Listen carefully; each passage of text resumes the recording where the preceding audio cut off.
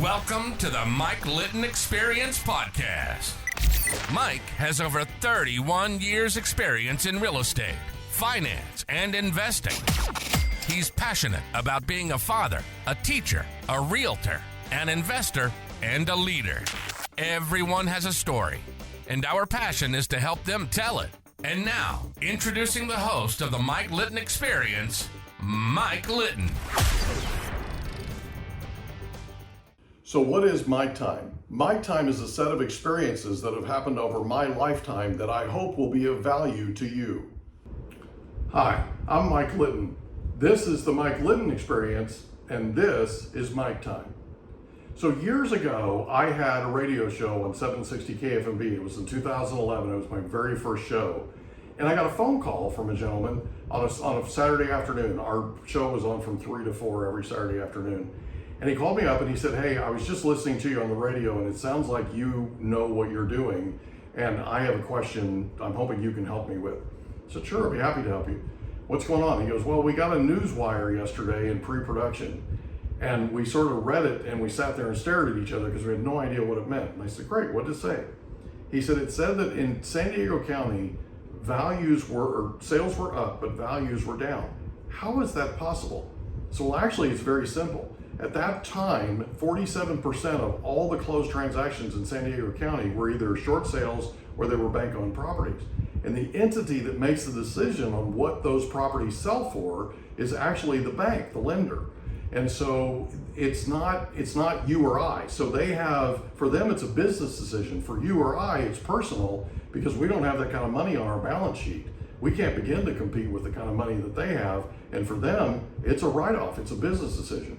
So what's happened is over time, they've gotten the memo from people like me that have told them, "Look, your property is not worth what you think it's worth. You need to drop the price." And what they've done is they've dropped the price enough to where enough owner-occupied borrowers or buyers and enough investors jumped in and sales went up, values went down. He goes, "That's perfect. Will you come on Thursday morning and we'll have our anchor Dan Cohen interview you on live on television?" I said, "Sure." So I showed up that Thursday morning. They got me all wired up. They put me on the news desk next to Dan. Dan had a million questions. Most of them had nothing to do with what I was there to talk about, but he had a million different questions. And we ended up having a great time. In fact, we had so much energy going on between us that they ended up bouncing or foregoing, if you will, a weather segment, which they never do. They always do weather 4 times an hour on the morning news. They literally did not do weather because we were going at great guns, basically, had tons of energy, right? And so what we talked about and what Dan asked me was, he said, "Listen, best advice for sellers, best advice for buyers." And I told him, I said, "My best advice for sellers is listen to your realtor. Set your property up, stage your property correctly. Set your property up so that you put your best foot forward. This is a tough market. There aren't a lot of people buying, and so you have to put your best foot forward in order to appeal to that buyer." One of the most important things, obviously, is curb appeal, because you got to get the buyer out of the car and into the house. But that was the advice that I gave him. And then he said, "Okay, best advice for buyers." I said, "My best advice for buyers is if you can buy now." The fact of the matter was, it was a real opportunity. Values had come down, just like that report said. Values had come down, and we won't know until 6 months after we've hit bottom because of the statistics. We won't know until 6 months after we've hit bottom that we've actually hit the bottom of the market. Values had dropped. We didn't know how much further they were going to drop. So my advice was, if you can buy now. Now, there were a lot of people that were telling people, and some of my clients, their friends and family and that kind of thing, were telling them they were crazy to buy because we hadn't hit the bottom of the market yet. Well, the fact of the matter is there are people that actually, if you've listened to this podcast, you've heard a Mike Time episode where the producer, that guy that called me on the phone and asked me, was listening to my radio show and invited me on, he and his wife bought a place and 3 years later sold it for twice the number. They literally made $180,000 on their first house that they bought in 3 years. And it's because they listened to what I advised them to do, not what the rest of the world advised them to do, like their friends, their family, that kind of thing. So that was the advice that I gave them. What was interesting was that night I come home from work and my daughter says, "Dad, my first day of school was today." I said, "Yeah." She said, "They were calling roll and they called my first and my last name.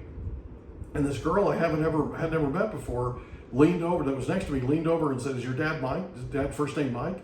And she said, "Yeah." She said, "My mom totally saw your dad on television this morning."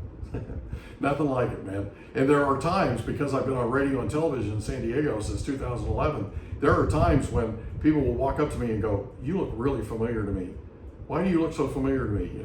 So it does happen from time to time. Anyway, I hope that helps you. This is an example of resourcefulness, right? But it's also an example of sort of knowing where you are in the total of the market. Okay, and one of the things that you want to remember, and this is a Warren Buffett phrase, right?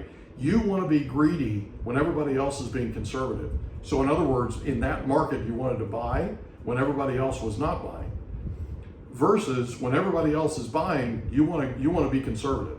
So when everybody else is being greedy, you want to be conservative. It's helped him. He's one of the richest men in the world and one of the top investors in the world. It's helped him to propel him to tens of billions of dollars in net worth, and it might very well help you too. I hope it does, and I hope you enjoyed this episode of Mike Time. If you have, please tell your friends and family and coworkers about it, and we'd love for you to leave us a rating. I hope you have an amazing day, and we'll talk to you soon. We hope you enjoyed another episode of the Mike Litton Experience. If you did, do us a favor, smash that subscribe button, tell your friends, family, and coworkers about our program, and wherever you get your podcasts, please leave us a rating. It helps us to connect with quality people just like you. And that's a wrap. Another episode of the Mike Litton Experience in the books. Reach out to Mike on Instagram at Litton Realty. Want to meet with Mike? Check out Calendly.com/Rio760.